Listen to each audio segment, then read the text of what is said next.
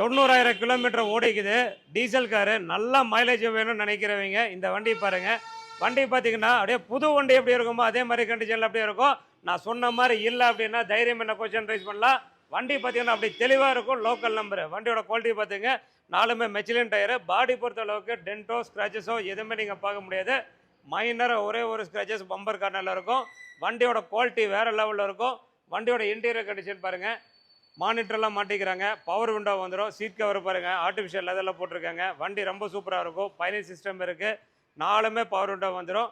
இந்த கார் பார்த்தீங்கன்னா இண்டிகா EV2 வண்டி பார்த்தீங்கன்னா நல்லா மெயின்டைன் பண்ணிக்கிறாங்க. இன்ஜின் ஸ்டார்ட் பண்ணால் இன்ஜினோட பீட்டு ரொம்ப தெளிவாக இருக்கும்.